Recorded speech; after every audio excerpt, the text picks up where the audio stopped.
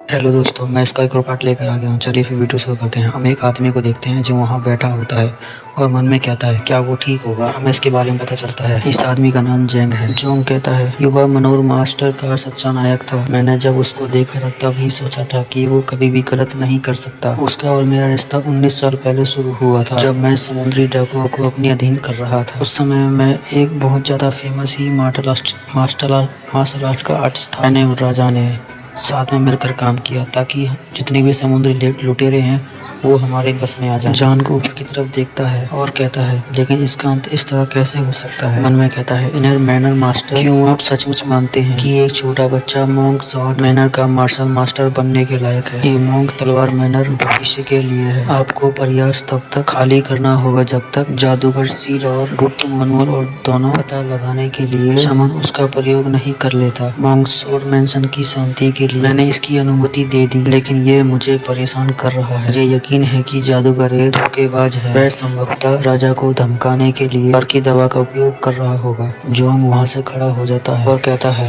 तेरी की, मैं इसे ऐसे ही जाने नहीं दे सकता। ये राजा के प्रति मेरे द्वारा दी गई वफादारी प्रतिज्ञा का विरोध है। जोंग एक जगह अंदर जा रहा होता है। हम बुड्ढे को देखते हैं जो बहुत ज्यादा घबरा रहा होता है। बुड्ढा मन में कहता है ये एक सिर्फ नियमित प्रतिश्रुति भावना नहीं है। जियोंग को देखते हैं जो डेंजर लुक में उस बुड्ढे को देख रहा होता है, और हम उसी राक्षस साधु को देखते हैं जो जियोंग के सामने हाथ जोड़कर खड़ा हुआ होता है। जियोंग इस्तेमाल करता है और कहता है राक्षस साधु। जियोंग उस राक्षस साधु को उस बुड्ढे के ऊपर हमला करने के लिए भेज देता है और कहता है इसको खत्म कर दो। वो बुड्ढा और राक्षस साधु एक दूसरे से मुक्का टकराते हैं और बहुत जोर की रोशनी निकलती है। साधु अपना हाथ आगे बढ़ाता है और उसके हाथ में से एक पीली कलर की रोशनी निकल रही होती है।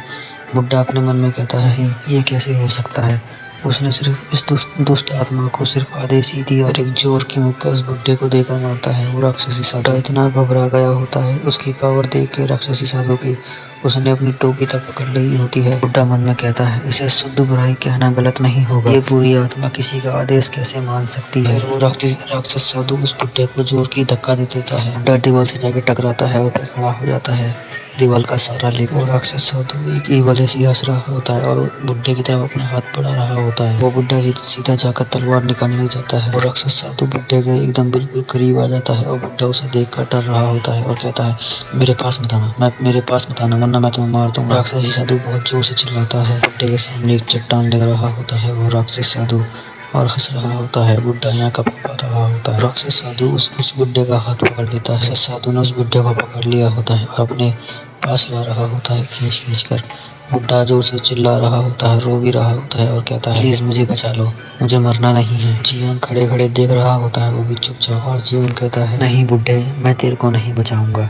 जैसे तूने मुझे मारने की कोशिश की अब तू मर। जियोंग उस बुड्ढे के पास आकर बैठ जाता है और कहता है तेरा मरना जरूरी है वरना तू गुप्त मोहर और मनोहर के बारे में जाकर महारानी को बता देगा। बुड्ढा रो रहा होता है और अपने आप को बचाने की भीख मांग रहा होता है। राक्षस साधु को देखते हैं जो उस बुड्ढे को अपनी तरफ खींच रहा होता है और उसके कई सारे हाथ आ जाते हैं और कई सारे मुंह, और उस बुड्ढे को राक्षस साधु का पूरी की पूरी तरह से अपने हाथों में जकड़ लेता है। वो बुड्ढा सिर्फ रोता ही रह जाता है। जियोंग बुड्ढे का काम तमाम खत्म करने के बाद गेट के बाहर आता है और गार्डजू उसे कहता है अंदर आ जाओ। गार्डजू अंदर आते हुए कहता है ये सब खत्म हो गया ना। गार्डजू अंदर आकर उस बुड्ढे की हालत देखते हैं जो बद से बदतर हो गई होती है। जियोंग नीचे बैठ जाता है एक तलवार को उठाने के लिए और कहता है तुम बाद में फर्श साफ कर देना, क्या तुम इस बुड्ढे की लाश बाहर ले जा सकते हो। जियोंग आगे बढ़ रहा होता है उस तलवार को लेकर। एकदम से ही सारे बर्तन तोड़ने लग जाता है वो उसी तलवार से, और तेजी में सारी चीजें खत्म कर रहा होता है, सब चीजों को तहस महस कर रहा होता है। कहता है जादूगर पागल हो गया था और अपनी तलवार घुमा रहा था, यहाँ तक कि वो महाराज की भुजाएं भी काटने के लिए उनके पास पहुंच गया था, एक भुजा काट भी दी है। गार्डजू उस बुड्ढे की लाश उठा रहा होता है और जियोंग को देख रहा होता है। गार्डजू कहता है सच छिपाने की योजना बना रहे हो है ना। जियोंग कहता है इसमें कोई दिक्कत है। गार्डजू अपने मन में कहता है ये समझ में आता है, लेकिन क्या वो इस बात पर इतनी आसानी से विश्वास भी कर लेगा। महाराज को आसानी से धोखा नहीं दिया जा सकता। वह किसी पक्ष के इस तरह के स्पष्टीकरण स्वीकार करने की संभावना नहीं रहती है। युवा मास्टर छुपने का अधूरे मन से किया गया प्रयास केवल आपके प्रति संदेह पैदा करेगा। जियोंग कहता है क्या यह इतना स्पष्ट था। गार्डजू कहता है भले ही जादूगर किसी तरह से पागल हो गया हो और हमने उसे बस में कर लिया हो, जिस महारानी ने उसे काम पर यहाँ बुलाया था वह इस बात को आसानी से स्वीकार नहीं करेगी। मैं देख सकता हूँ। मुझे लगता है कि इसे थोड़ा अधिक विश्वसनीय बनाना चाहिए। तो फिर चलो करते हैं। गार्जियो कहता है, युवा मास्टर अब क्या करने वाले हैं? जियोंग उस तलवार को लेता है और अपनी जांग में घुसा देता है। गार्जियो ये देख कर थोड़ा घबरा गया होता है और कहता है, ये साला आदमी सच में पागल है। जियोंग हंसता है और कहता है, ये सब थोड़ा और सच्चा लगेगा। गार्जियो जो कहता है, भले ही ये चीज छिपाने के लिए क्यों ना हो, अपने ही पैरों पर तलवार मारने के लिए किसने कहा था? इस गार्जियो जियोंग से कहता है, मैं आपकी मदद कर देता हूँ खून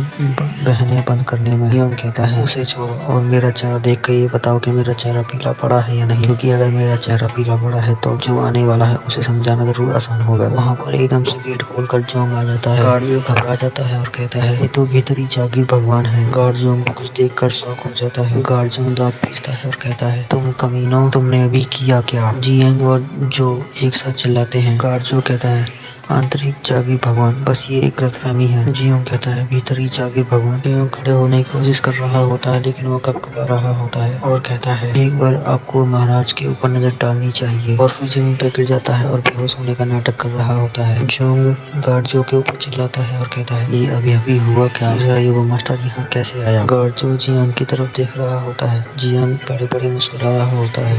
गार्जियो घबरा रहा होता है और मन में कहता है, ये मुस्कुरा रहा है, ये साला हरामी मुझे फंसा दिया। जड़ी बूटी का कमरा देखते हैं जहाँ दुनिया भर की जड़ी बूटी रखी हुई होती हैं। हम जियोंग को देखते हैं जो चुपचाप एक बेड पर लेटा हुआ होता है। जियोंग मन में कहता है, यहाँ तक कि मैं उस स्थान पर पहुँच गया जिसका उल्लेख महाराज ने किया था। मुझे लगता है मैं भाग्यशाली था। जगह पर हम गार्जियो को देखते हैं। जियोंग मन में कहता है, गुप्त मनोबल और सी एक बार रात में चारों ओर नजर डालकर देखूंगा क्योंकि यहाँ बहुत सारे लोग हैं। गार्जियो अंदर आता है और जियोंग से कहता है, युवा मास्टर मैं आ गया। शर्ट की जेब में से कुछ निकाल रहा होता है। जियोंग गार्जियो से कहता है, आप लेट हैं। गार्जियो कुछ बुक निकाल के देता है और कहता है, ये वो किताबें हैं जो जादूगर के कब्जे में थी जिनका आपने अनुरोध किया था। जियोंग पूछता है, क्या सिर्फ ये 2 किताबें ही थी? गार्जियो कहता है, मैं बड़ी मुश्किल से तो इन 2 किताबों को ही बाहर निकाल पाए और किताबें भी निकालता इससे पहले कि और लोग भी जाग गए। वे उन सभी वस्तुओं को जला रहे थे जो वो जादूगर लाया था अपने साथ में। जियोंग मन में कहता है, ये निराशाजनक है। मास्टर चू का सारांश, यानियांग स्कूल की मूल्य पुस्तक और विसंगति का पहला खंड, केवल यही बचे हैं। जियोंग गार्जियो से कहता है, आपने काम अच्छा किया। जियोंग कहता है, क्या बात है? गार्जियो कहता है, कुछ भी नहीं, मैं बस ये सोच रहा था आप इसे पढ़ना किस वजह से चाहते हो? जियोंग बाहर की तरफ इशारा करता है और कहता है, तुम उस खिड़की के बाहर क्यों नहीं देखते हो? गार्जियो खिड़की के बाहर देखता है और कहता है, कुछ भी तो नहीं है बाहर, लेकिन हम देखते हैं खिड़की के बाहर राक्षस साधु खड़ा हुआ होता है। जियोंग कहता है, इसलिए मैं इसका पता लगाना चाहता हूँ, ये करता क्या है? कोई पीछे से कहता है, आप नहीं कर सकते। जियोंग और गार्जियो पीछे देखने लग जाते हैं। के पीछे हम किसी 2 लोगों की परछाई देखते हैं। में से एक कहता है, मैडम युवा मास्टर अभी ठीक नहीं हुए हैं। जियोंग के कमरे में चुड़ैल आ जाती है। चुड़ैल टट्टी जैसा मुंह बनाती है और कहती है, ओए बच्चे, चलो आओ हम बातचीत करते हैं। जियोंग चुड़ैल को घूर देख रहा होता है। दोस्तों, ये एपिसोड यहीं खत्म होता है। अब हम अगले एपिसोड में मिलेंगे। Bye bye. हेलो दोस्तों, मैं इसका एक और पार्ट लेकर आ गया हूँ। चलिए फिर वीडियो शुरू करते हैं। हम देखते हैं वहाँ चुड़ैल आ जाती है और कहती है, मैं तुमसे कुछ बात करना चाहती हूँ। गार्जियो उस चुड़ैल को नमस्ते करता है और जियोंग कंफ्यूज होता है। जियोंग मन में कहता है, ये महाराज की पहली औरत है। मार्शल शियोंग कबीले की पहली पत्नी। लेडी शियोंग गार्ड काम ने उन्हें नंबर 1 सूची का व्यक्ति के रूप में संबोधित किया है। वो एक मार्शल कबीले से है और उसकी मार्शल आर्ट अबेल डेज की है। उसने कहा कि वो विशेष रूप से चतुर थी। उसने कहा था कि जो खतरा मुझे पहले बेटे से है उससे ज्यादा खतरा मुझे इस औरत से है, इसलिए मुझे इससे सावधान रहना होगा। जियोंग चुड़ैल को नमस्ते करता है, कृपया मुझे क्षमा करना क्योंकि मेरे पैरों की हालत जो कुछ ज्यादा ही खराब है, इसलिए मैं उठ नहीं सकता। गार्ड जो चुड़ैल को देखता है और कहता है, लगता है जो मैंने उस बच्चे को समझाया था वो समझ गया। अगर अब वो जो कुछ भी करती है उसकी समस्या पर उत्तर दे सकते हैं। चुड़ैल कहती है, मैं तुम्हारा अभिवादन सुनने के लिए यहाँ नहीं आई हूँ। जियोंग कहता है, मुझे माफ करना। चुड़ैल एकदम से जियोंग की जान पर हमला कर देती है। दर्द में चिल्ला रहा होता है और गार्ड जो कहता है, आपने ये क्या कर दिया? चुड़ैल की अंगरक्षक गार्ड जो पर तलवार रख देती है और कहती है, यहाँ से हिलना मत। चुड़ैल कहती है, ऐसा लगता है जैसे कि तू सचमुच आहत है। अरे ये तो बहुत दर्द कर रहा होगा ना। तूने अपने झूठ को विश्वसनीय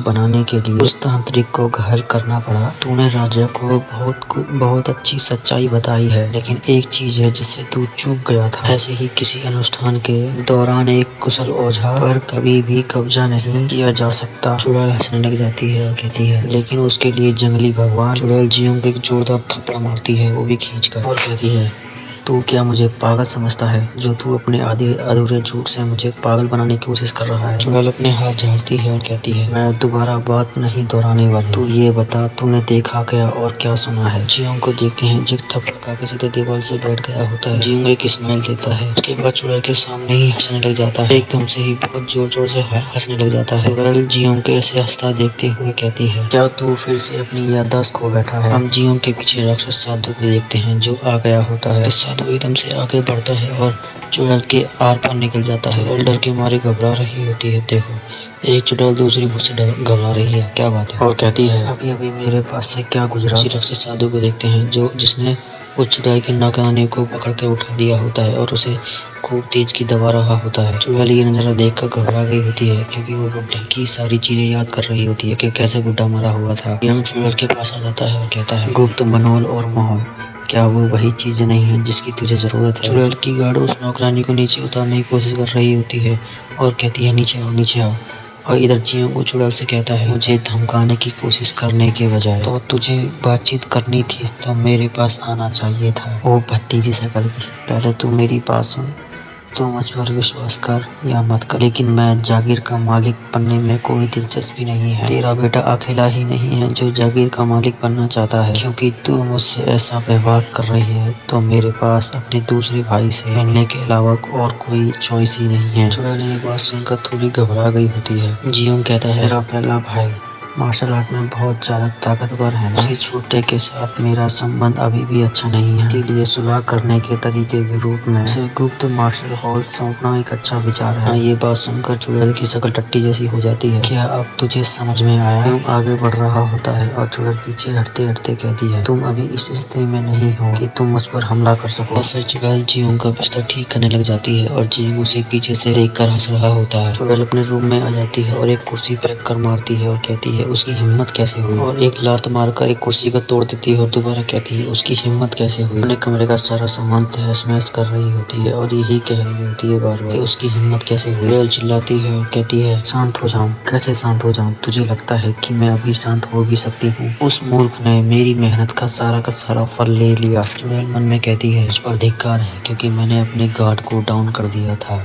मुझे लगा कि वो एक बेवकूफ़ है। मुझे लगा था कि अगर मैं उसे थोड़ा बहुत डरा दूंगी तो वो सब कुछ ही कबूल कर लेगा। ये हो भी सकता है। उसने अपना असली रूप छिपाया कैसे, वो भी इतने लंबे समय तक। अब मैं इसके बारे में सोचती हूँ तो दूसरों ने उसे हमेशा चालाक होने की शाबाशी दी है, लेकिन उसकी माँ की मौत के बाद उसकी माँ के घर वालों का पात्र कम हो गया। शायद वो खुद को बचाने के लिए बदल गया। चाहे कुछ भी हो जाए, मैं अपना गार्ड कभी डाउन नहीं करूँगी। चुड़ैल की अंगरक्षक कहती है, इससे पहले कि वह कुछ और करने की कोशिश करे मैं उसे मार डालूंगी। चुड़ैल कहती है, ये और भी बुरा होगा अगर मौन हॉल किसी और को दे दिया गया, लेकिन मैं उसे अपने आसपास भटकने भी नहीं दूंगी। फीनिक्स मंडप को आंतरिक मायूसीन मौत के बारे में बताओ। ये सुनकर तो गार्ड को भी एक बार को झटका लगता है और उसकी बात रिपीट करती है। क्या कहा आपने। फीनिक्स मंडप होना, क्योंकि मंडप का मतलब बेबीलोन होता है, इसीलिए मैं उसे मंडप कह रहा हूँ, वो भी हिंदी में। आंतरिक संगठन जिसका मायूस सिंह एक सदस्य था। हंसती है और मन में कहती है, साधु गयोगागु। हम एक मेडिसिन हॉल का सीन देखते हैं। कोई वहाँ बोल रहा होता है, टर्चू की शानियान की मूल्य पुस्तक। जब एक मरा हुआ व्यक्ति अनसुलझे आक्रोश के कारण बुरी आत्मा में बदल जाता है। ये बात कोई और नहीं जियोंग कह रहा होता है। इसकी ताकत संतों पर निर्भर करती है। किताब पढ़ रहा होता है जियोंग और कहता है, पहली है लाल आत्मा। एक आत्मा एक निश्चित स्थान से बंधी होती है। शक्तियाँ किसी व्यक्ति में ठंडे रोंगटे खड़े करने तक की हिम्मत होती है। दूसरी है ऑरेंज आत्मा। वह मानव शरीर में चिपक सकती है। इससे सुस्ती और थकावट, यहाँ तक की बीमारी भी हो सकती है। तीसरी है पीली आत्मा। यह खतरनाक आत्माएं होती हैं जिन्हें भगा देना चाहिए। एक पीली आत्मा एक व्यक्ति को वास्तव में मार सकती है। वहाँ पर राक्षस साधु आ जाता है। जियोंग राक्षस साधु से पूछता है, मैं कुछ पता चला। जियोंग मन में कहता है, तो मुझे लगता है कि राक्षसी भिक्षु एक पीली आत्मा है। जियोंग एक डब्बे के ऊपर हाथ रखता है और कहता है, मुरझाए हुए पत्ते। उन्होंने एक जड़ी बूटी का उपयोग करके एक दरवाजा स्थापित किया है जिसका अक्सर उपयोग नहीं किया जाता। मन में कहता है, राक्षसी भिक्षु भूमिगत के द्वारा खोजने और स्काउटिंग के लिए उपयोगी है, लेकिन उसकी शक्तियाँ लेडी शाओ पर काम नहीं करती। इसके लिए मैं उसका धन्यवाद करता हूँ कि उसे उस नौकरानी के पास जाना पड़ा, हालांकि इसने पहले कार्ड को चैन पर अच्छा काम किया था। जियोंग एक बक्से को खोल देता है। जियोंग के साइड में एक दरवाजा खुलता है जिसमें से बहुत सारी हवा निकल रही होती है, वो भी काफी प्रेशर से। क्या लेडी से एक प्रथम श्रेणी की मार्शल कलाकार थी। वो मुझे लगता है कि यह गार्ड काम पर भी काम नहीं करेगी, वह उसके सामान्य स्तर पर है। किताब को खोलता है और कहता है अपने हाथों को एक मजबूत आत्मा पर लाना एक अच्छा विचार होगा। थी एक हरी आत्मा, एक दुष्ट आत्मा जो दर्शकों से विद्यमान है, अपने आसपास के वातावरण को नियंत्रित करके और मति भ्रम पैदा करने की क्षमता रखती है। योंग फिर उस किताब को बंद कर देता है। उसी गेट के सामने खड़ा हुआ होता है जो अभी भी खुला हुआ होता है। चलो अब नीचे चलते हैं। जियोंग आगे बढ़ रहा होता है। दोस्तों, ये एपिसोड यही खत्म होता है। अब हम अगला एपिसोड में मिलेंगे। Bye bye. तो दोस्तों, मैं इसका एक और एपिसोड लेकर आ गया हूँ। और हाँ, मैं आपको एक बात और बता दूं कि ये इसका लास्ट चैप्टर है।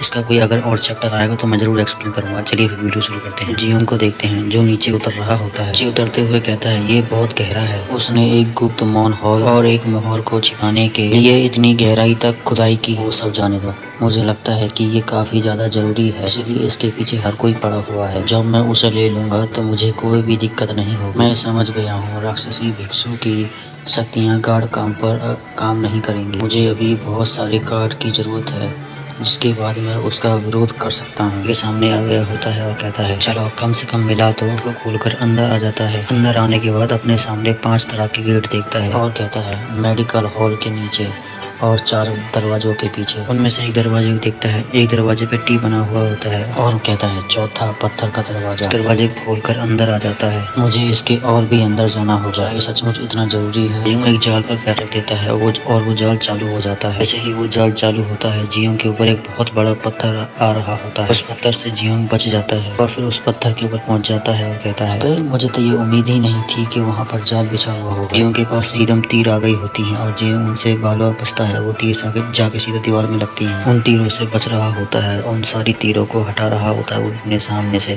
लैंप और छड़ी की मदद से। एक तीर और आ रहा होता है वो फुल तेजी में।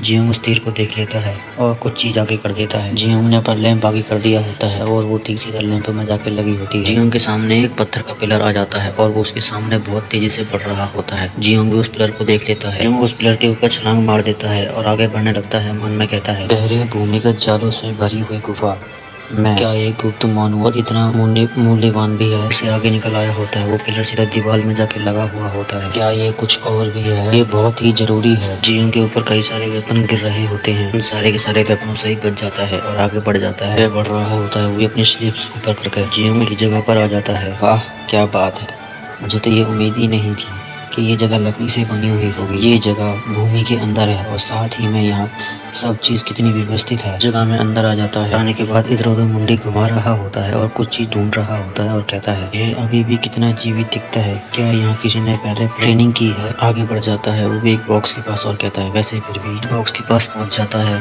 उसको पकड़ते हुए कहता है मैंने तुम्हें ढूंढ ही लिया। बॉक्स को खोल देता है और उस बॉक्स में 2 किताबें रखी हुई होती है और कहता है दोनों का नाम अनटिल संकल्पल होता है। उडाहाउट तलवार परिवर्तन तकनीक। दोनों किताबों के अपनी कपड़े के अंदर रख रहा होता है और कहता है मैं इन दोनों किताबों को यहाँ से ले जाऊंगा। साइड में कुछ चीज देखता है। कहता है इतनी बड़ी जगह में मुझे ये देखकर अजीब लगता है कि सिर्फ ये 2 किताबें ही मिली। फिर उस बॉक्स के पास जाने लग जाता है और कहता है डब्बा कैसा है? चीज देखकर हैरान हो जाता है। तो उस डब्बे के नीचे जो स्क्रैच आए हुए होते हैं उन्हें देखकर हैरान हो रहा होता है और कुछ भी नहीं। उस बॉक्स को हटाने लग जाता है। उस बॉक्स को हटाता है। उस बॉक्स के नीचे तो एक गड्ढा हुआ होता है जिस पर प्लाई लगी हुई होती है और उस प्लाई के ऊपर तलिस्मान भी लगे हुए होते हैं। वो तलिस्मान हटा देता है और उस ढक्कन को खोल देता है। उसके नीचे एक बॉक्स होता है जिस पर तलिस्मान लगे हुए होते हैं। उस बॉक्स को बाहर निकाल लेता है। उस बॉक्स की तलिस्मान छुटाने लग जाता है। जैसे ही उस बॉक्स को ओपन करता है उसका लैंप बुझ जाता है। उसको देखकर शॉक हो जाता है और वो कुछ और नहीं एक किताब होती है और इसके बारे में बताता है। संदूक के अंदर चमड़े के उपकरण वाली एक किताब थी। ये कोई साधारण किताब नहीं है, वैसे खराब बंद और बेकार बनावट है, लेकिन मैं कुछ भी कहूँ ये तो किताब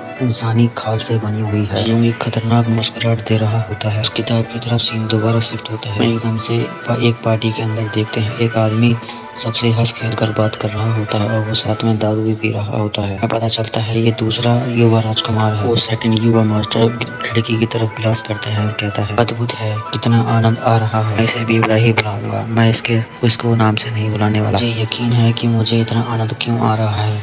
वो इसलिए क्योंकि मैं जागीर का मालिक बनने के एक कदम और करीब आ गया। कोई गेट से अंदर आ रहा होता है, बेवड़ा देख लेता है, वहाँ कोई और नहीं गार्ड काम आया हुआ होता है। बेवड़ा गार्ड काम की तरफ बढ़ने लग जाता है, वो भी हाथ फैलाकर। गार्ड काम उस बेवड़े के सामने झुक जाता है और नमस्ते करता है और बहुत गंदी हंसी हंस रहा होता है। दोस्तों, ये वीडियो यहीं खत्म होता है। और हाँ, ये बता दूं कि इसका चैप्टर ये लास्ट था। अगर इसका चैप्टर आगे आएंगे तो मैं एक्सप्लेन कर दूंगा। चलिए फिर इसकी कोई और वीडियो आएगी तो उसमें मिलते हैं। Bye bye. Mister Mahir meme का 10वां एपिसोड लेकर आ गया हूँ। चलिए वीडियो शुरू करते हैं। गार्ड काम कहता है, आपको इतना इंतजार कराने के लिए मुझे माफ करना। और वो तीसरा यंग मास्टर कहता है, मैं आपके लिए और भी भव्य स्वागत और भोज तैयार करना चाहता था, लेकिन पिताजी की तबीयत अभी भी खराब है। गार्ड काम कहता है, आपने मेरे लिए इतना सोचा वो ही मेरे लिए काफी है। तीसरा यंग मास्टर कहता है, ठीक है फिर चलो अंदर चलते हैं। काम हाँ कर देता है। फिर बैंड बाजी वाले आ जाते हैं दरवाजे से अंदर। तीसरा यंग मास्टर कहता है, कमीने मोंग गायो कावोन ने अपनी मार्शल आर्ट की क्षमता खो दी है। गार्ड काम मन में सोच रहा होता है, असली मर चुका है और नकली ने मार्शल आर्ट नहीं सीखी है, ये सही नहीं है। मैं नहीं चाहता कि कोई उसको नकली समझे। ये किसी को पता नहीं चलना चाहिए कि मैं युवा मास्टर की रक्षा करने में असफल रहा। गार्ड काम एकदम से हंसने लग जाता है, बिल्कुल ठीक है, युवा मास्टर गायो गोबून इस वक्त मार्शल आर्ट का बिल्कुल भी इस्तेमाल नहीं कर सकता है। दूसरे बेटे की वफादारी के तौर पर तुम्हारा सिर काटूंगा। तीसरा यंग मास्टर कहता है, बेवकूफ, वो पहले से ही कमजोर था, अब वो वैसे भी मार्शल आर्ट का उपयोग नहीं कर सकता। ये एक सफल प्रतियोगिता में हारने का तरीका है। तीसरा यंग मास्टर हंसता है और कहता है, मुझे लगता है कि मुझे आपका आभारी होना चाहिए कि मेरे पास कोई आपके जैसा प्रतिभाशाली व्यक्ति काम कर रहा है। ओह, मैं सही सोच रहा था। क्या सचमुच आप मुझे इसका कारण नहीं बता सकते कि उसने अपनी मार्शल आर्ट क्षमताओं को क्यों खो दिया? अगर ये तुम्हारी गलती थी तो मैं फिर भी तुम्हें माफ कर दूंगा। लोग तो गलती करते ही हैं। गार्ड काम कहता है, मुझे खेद है, मैं अभी आपको नहीं बता सकता। और मन में कहता है, ये बाहर चला गया तो मुझे आपके लिए अपनी आड़ पूछनी पड़ेगी। मानो मैं तुम्हें बता दूं। युवा मास्टर हंसता है और कहता है, क्या गलत है? गार्ड काम अपने मन में कहता है, मैं जानता था कि वो एक चतुर था, लेकिन मैं उसे एक बच्चे से ज्यादा कुछ भी नहीं समझता। युवा मास्टर कहता है, मैंने कुखायत स्थान से एक हत्यारे को बुलाया है। गार्ड काम ये बात सुनकर चौंक जाता है, क्या अभी भी कोई रास्ता है? गार्ड काम के डर के मारे पसीने छूट रहे होते हैं। गार्ड काम कहता है, जी नहीं। और फिर मन में कहता है, मैंने अपने गार्ड को डाउन ही क्यों किया? मैं तुम्हें कल फिर संदेशा भेजूंगा, अभी के लिए मुझे माफ कर। काम वहाँ चला जाता है और तीसरा युवा मास्टर गार्ड काम को जाते हुए देख रहा होता है। तीसरे युवा मास्टर के पीछे दो बंदे आ जाते हैं और वो तीसरा युवा मास्टर कहता है उन दोनों बंदों से, जरूर कुछ ना कुछ छुपा रहा है, मुझे जल्दी से जल्दी कुछ ना कुछ करना ही होगा। जो अचानक जाओ, पता करो, देखो वो क्या छुपा रहा है। क्या उसने वास्तव में अपनी मार्शल आर्ट खो दी है? यकीन है आप इतना तो कर ही सकते हैं कि आप शुरुआती चरम के करीब हैं। ये चुटिया वाला बंदा कहता है, क्या मुझे पता करना जरूरी है? तीसरा युवा मास्टर हंसता है और कहता है, नहीं, मैं तुमसे कोई मजाक नहीं कर रहा हूँ। चुटिया वाला बंदा हाँ कर देता है। जीवन का सीन देखते हैं, जो उसी किताब को पकड़े हुए होता है। कहता है, मैं अपनी उंगलियों से जो धड़कन महसूस कर सकता हूँ वो मेरी कल्पना नहीं थी, लेकिन विरोधाभासी रूप से, लेकिन मेरी उंगलियों के नीचे का एहसास कुछ स्पष्ट मौत के नजदीक है। वो था क्या? मैं उत्सुक हूँ। मैं अभी इस माला को खोलकर इस सामग्री की जाँच करना चाहता हूँ। क्योंकि पीछे एक नीले कलर का धुआं सा देखते हैं जो ऊपर की तरफ उठ रहा होता है। नीले धुएं में सौर को नहीं शैतानी मोंग निकला होता है। जीवन कहता है, क्या हुआ? जीवन के सामने झुक जाता है। जीवन मन में कहता है, वो इस तरह प्रतिक्रिया क्यों कर रहा है? एकदम से हंसता है और कहता है, लगता है ये किताब कुछ ज्यादा ही पावरफुल है। उस किताब को उसी डब्बे में बंद कर देता है और किताब देखता है और कहता है, क्या ऊपर इंसान है? इस जगह से जीवन टेस्ट पार करके आया था, वहाँ के सारे वेपन भी हिल रहे होते हैं। वो देखते हैं जो छतों पे से कूद कर आगे की तरफ जा रहा होता है। वो आदमी एक पेड़ की डाल पर आकर बैठ जाता है। गार्ड को देखते हैं जो उकाइयां ले रहा होता है और वो इंसान पेड़ के पीछे छुप गया होता है। मन में कहता है, वो यहाँ बाहर पहरा दे रहा है, घायल मास्टर की रक्षा करने की बजाय सीधा एक घर की छत पर आ जाता है और खिड़की तरफ बढ़ रहा होता है। मन में कहता है, क्या वो सचमुच छिप रहा है? वो आदमी खिड़की से अंदर झांकता है। वो आदमी खिड़की से अंदर देखता है और सामने जियोंग लेटा हुआ होता है। वो आदमी खिड़की से अंदर आ जाता है और मन में कहता है, क्या वो सचमुच में सो भी रहा है? उसने गार्ड जो को बाहर पहरा देने के लिए क्यों खड़ा किया है? आदमी की टेबल पर नजर जाती है। कहता है, मुझे सबसे पहले उसकी आंतरिक ऊर्जा की जाँच करनी होगी। आदमी कुछ चीज को देखकर परेशान हो जाता है। किताब को उठाता है। मन में कहता है, ये तो किताब के एकदम से पन्ने पलटने लग जाता है। इसके बाद एकदम चौंक जाता है और कहता है, ये है वो असली चीज। के पास ये है कैसे? नहीं, अभी ये ज्यादा जरूरी नहीं है। देखते हैं एकदम से उस आदमी के पीछे जियोंग खड़ा हो जाता है। जियोंग उस आदमी का सर पकड़ता है, बल में दे मारता है। उस आदमी की टाइट करके बाल पकड़ लेता है और कहता है, मेरे बेडरूम में तेरा क्या काम है?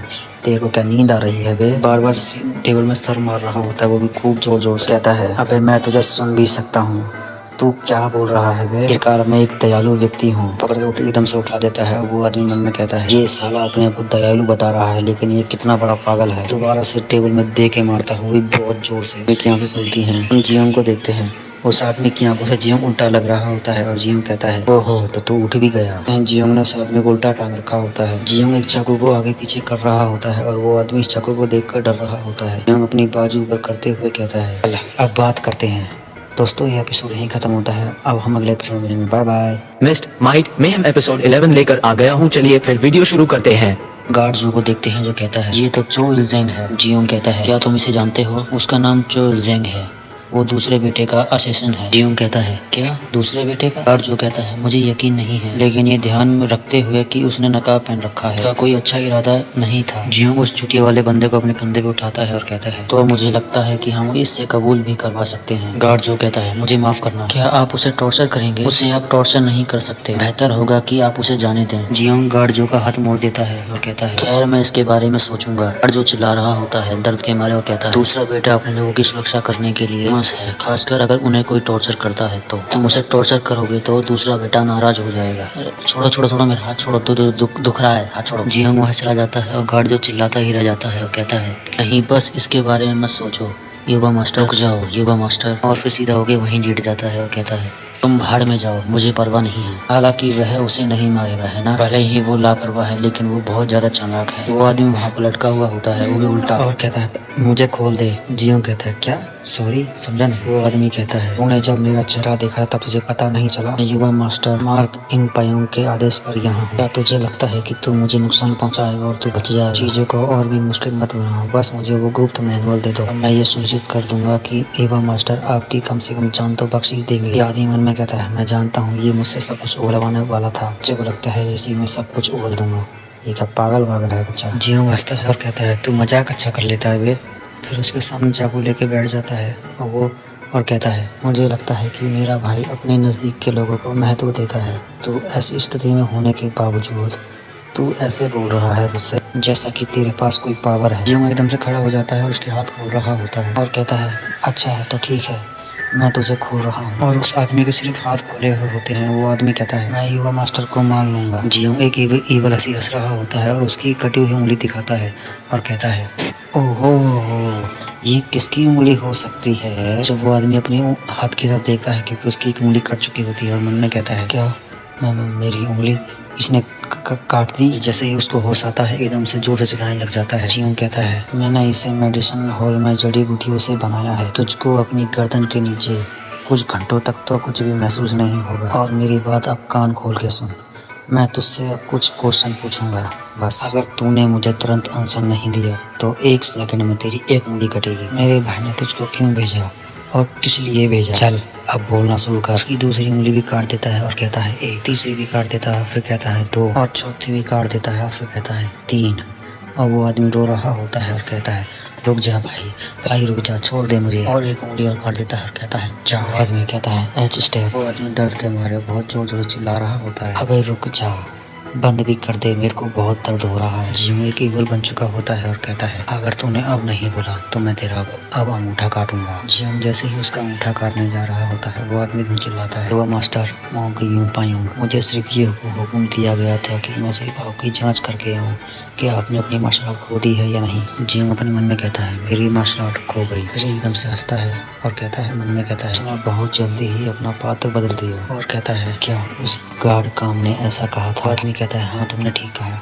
फिर जियोंग कहता है वह उसके मामले में बहुत ज़्यादा चालाक है, उसने अपनी असफलताओं का खुलासा कर दिया, वो बिना आधा सच जाने। फिर ये आदमी अपने मन में कहता है सिर्फ उसे इतना ही पता है कि उसने उसको गार्ड काम ने धोखा दिया है, या ये हमेशा से ही इतना चालाक था, उसे शुरू से ही गार्ड काम पर शक हो रहा था। फिर गार्ड काम एक जासूस है। जियोंग कहता है अब मेरे पास पूछने के लिए कोई प्रश्न नहीं है, अब क्या? जियोंग पूरी तरह से शैतान बन गया होता है। वो आदमी जियोंग का रूप देख कर कहता है अब मैं पक्का ही मरने वाला हूँ, मैं आपसे अपनी वफादारी की कसम खाता हूँ। वो आदमी चिल्लाता है और कहता है भाई मैं नहीं चाहता था कि तू इतना चालाक है। अब जाकिर मास्टर के लिए अगले उम्मीदवार हैं। भी चिल्लाता है और कहता है, मैं तुम्हारे लिए अपनी जान खतरे में डाल सकता हूँ, कृपया मुझे अपने अंडर में ले लो। जियोंग कहता है, वैसे भी तुम्हें मेरे लिए कुछ करना है, क्या मैं अभी तुझसे एक बात पूछ सकता हूँ? आदमी चिल्लाकर कहता है, जी जरूर, बस आप मुझे एक हुक्म दीजिए। जियोंग एकदम से उसकी उस आदमी की गर्दन में चाकू घुसा देता है, हंसने ले जाता है और उसका गला काट देता है। जियोंग उस बुक को उठाता है और कहता है, इस माला को जबरदस्ती नहीं हटा सकता। जियोंग उस बुक को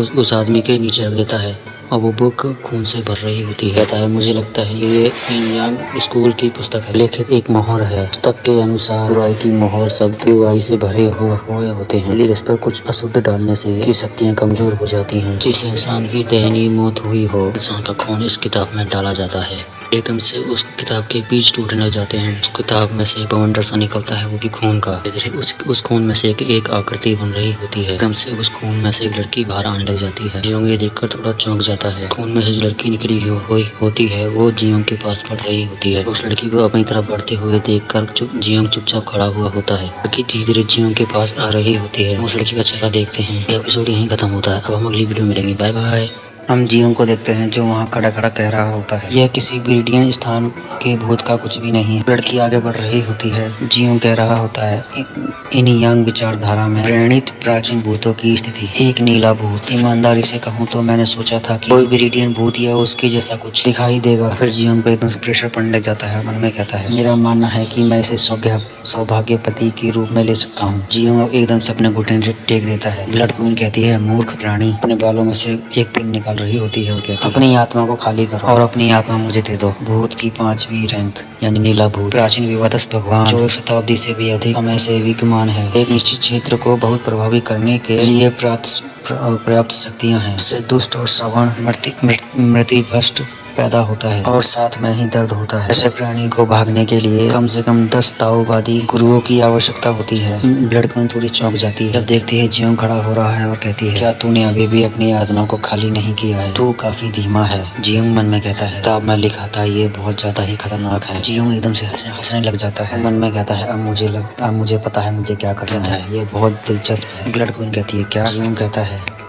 इससे कोई फर्क नहीं पड़ता कि भूत की स्थिति कितनी शक्तिशाली है, वो बस दूसरे के शरीर की तलाश ही करते हैं। मुझे बस वह सामान्यता अपने लिए प्रफुल्लित करने वाली लगती है। ऐसा लगता है तुम जैसी जो आत्माएं होती हैं वो शरीर के बिना कुछ भी नहीं कर सकती हैं। ब्लड क्वीन हंसती है। जियोंग पूरी तरह से खड़ा हो जाता है और कहता है, वो तुम मेरे शरीर के पीछे इतनी बुरी तरह से पड़ी हो। ब्लड क्वीन अपनी खून की पावर से हमला कर देती है जियोंग के साइड में पेट में एक छेद हो जाता है। जियोंग खून में गिर रहा होता है और ब्लड क्वीन कहती है, मूर्ख इंसान। जियोंग के ऊपर आगे की तरफ हमला करने के लिए बढ़ जाती है। ब्लड क्वीन एकदम से बंदूक की गोली की तरह अपना ब्लड शूट कर देती है। वो खून सीधा जाकर जियोंग के चेहरे पर लगता है, जिससे जियोंग का चेहरा ही बिगड़ जाता है। ब्लड क्वीन कहती है, क्या तुझे अब एहसास हुआ? ऐसा कुछ भी नहीं जो तू कर सकता है। जियोंग गिर रहा होता है। क्वीन कहती है, इसलिए तुम आज्ञाकारी रूप से काम करो, अपनी आत्मा को मुझे अर्पित करो। ब्लड क्वीन मन में कहती है, क्या उसने इसका विरोध किया जब उसका चेहरा फट गया है, उसका सारा मांस उधड़ चुका है। ब्लड क्वीन अपना हाथ आगे बढ़ाती है और कहती है, खैर इससे कोई फर्क नहीं पड़ता।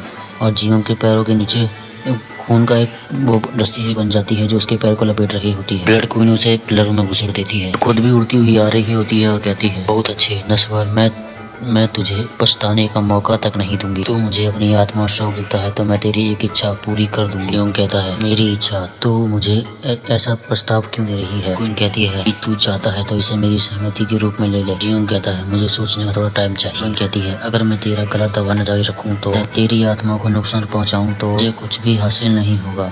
ब्लड क्वीन जियोंग का गला टाइट कर रही होती है। जियोंग कहता है, अगर मैं मना कर दूं तो? एक खतरनाक हंसी हंसती है और कहती है, फिर मैं बस तुझे खत्म कर दूंगी और दूसरी आत्मा की तलाश कर लूंगी। जियोंग कहता है, वो एक है। ब्लड क्वीन कहती है, तो मुझे बस अपनी एक इच्छा बता। तेरे पास जो कुछ भी है उसे देखने का मतलब है कि सामान्य जीवन नहीं जिया है, किसी ने तुझे धोखा दिया है। तेरे परिवार में किसी सदस्य की हत्या की है जिसे तुम बहुत प्यार करते थे, ही चाहे वो कोई भी हो। मैं उसके लाखों टुकड़े कर दूंगी और उसकी आत्मा को अस्तित्व से ही हटा दूंगी। जियोंग हंसता है और ब्लड क्वीन कहती है, तो अब मुझे बताओ तेरी इच्छा। जियोंग हंसता है और कहता है, इच्छा है तुम चुप हो जाओ, एकाई रूप से मेरी परिचित बन जाओ। ब्लड क्वीन दांत किटकिटाने लग जाती है। वो जियोंग पे हमला कर देती है। गला और तेजी से दबा रही होती है और बहुत ज्यादा गुस्से में होती है। आगे हाथ बढ़ाकर ब्लास्ट कर देती है।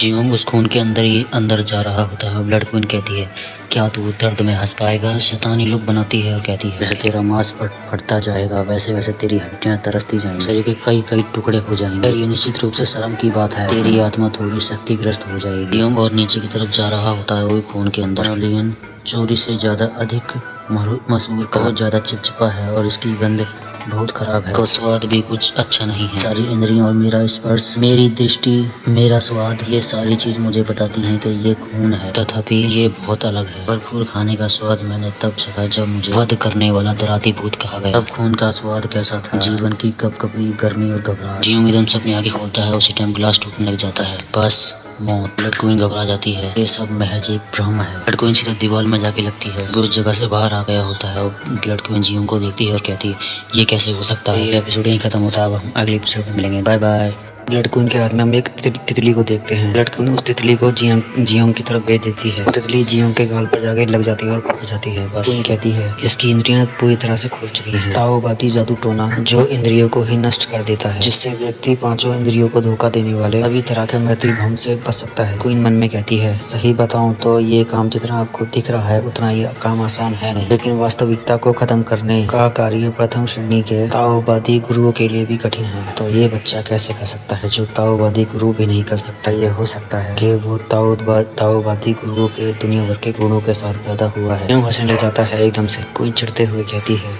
तेरी हंसने की हिम्मत हुई कैसे? भले ही तू मृत्यु भ्रष्ट से बच गया, तो यह सोचता है कि मैं इस स्थिति पर काबू नहीं पा सकती। जियोंग घूर कर देख रहा होता है, कहता है, नहीं मैं बस कुछ सोच रहा था। ब्लड क्वीन थोड़ा सा हैरान हो जाती है और कहती है, तुझे ये मजाक लग रहा है? जियोंग वही वाली किताब निकाल के दिखाता है और ब्लड क्वीन कहती है, रुक जाओ। नियान स्कूल ऑफ सेक्ट के अनुसार राक्षसी जितनी अधिक प्राचीन होती है उतनी ही अधिक संभावना है कि उसके पास एक ऐसा पात्र है जिसमें वह रहता है और उससे जुड़ा हुआ। तो ये है वो किताब। उस बुक को मैं दांतों से काटने जाता है, किताब में से खून निकल आता है और ये देखकर ब्लड क्वीन चौंक जाती है। ब्लड क्वीन बहुत तेज सी चीख मारती है और इधर जियोंग किताब को खा रहा होता है। जियोंग अपने मन में कहता है, मैं सही था। मन में कहती है ब्लड क्वीन, तेरी हिम्मत कैसे हुई? श्राप इतना सवार नहीं, ये हो नहीं सकता। किताब को कोई भी सीधे तौर पर नुकसान नहीं पहुंचा सकता है। क्वीन जियोंग के ऊपर हमला कर देती है, वो भी बहुत बड़े खून का बवंडर बनाकर। यही कारण है कि प्रथम श्रेणी के ताओवादी स्वामी बमुश्किल ही इसे हील कर पाए। तो इसने ऐसा कैसे कर लिया? आखिरकार अब तूने मुझे गुस्सा दिला ही दिया है। एकदम से पिलर में जाकर गुजर देती है जियोंग को। बहुत गंदी हंसी हंसती है और कहती है, बस एक बार बोल के ये मृत्यु भ्रम है। आंखों में अंगारे से जला लेती है और कहती है, मुझे अब तेरी आत्मा की कोई भी जरूरत नहीं है, तू मर जा। बस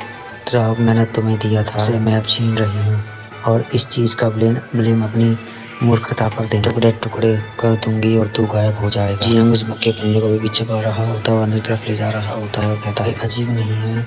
ये मानव त्वचा पुस्तक को तुम छीन कर भाग सकते थे, तू ऐसा कर क्यों नहीं रही है? और भी चिढ़ जाती है, बिल्कुल वैसे ही जैसे मैंने सोचा था। तू इस किताब को छू नहीं सकती है ना? ज्यादा खुश हो जाता है और उस किताब के उस खाल को और ज्यादा चबा रहा होता है और ब्लड क्वीन कहती है, तेरी हिम्मत कैसे हुई? जियोंग का गला और ज्यादा टाइट करके दबा रही होती है। तू आखिरी बार जो कुछ कहना चाहता है वो कह दे। इस किताब के खाल के टुकड़े को अभी के अभी बाहर थू। जियोंग कहता है मन में, जो खून पहले मेरे शरीर में गया था वो मेरे पूरे शरीर में फैल रहा है। ऐसा लग रहा है मेरा खून मेरे शरीर से ही बाहर आकर बह जाएगा। ब्लड क्वीन को बहुत ज्यादा गुस्सा आ गया होता है। कहती है, तू साले अब मरेगा। जियोंग कहता है, मेरे शरीर की 2-4 हड्डियां टूट रही हैं।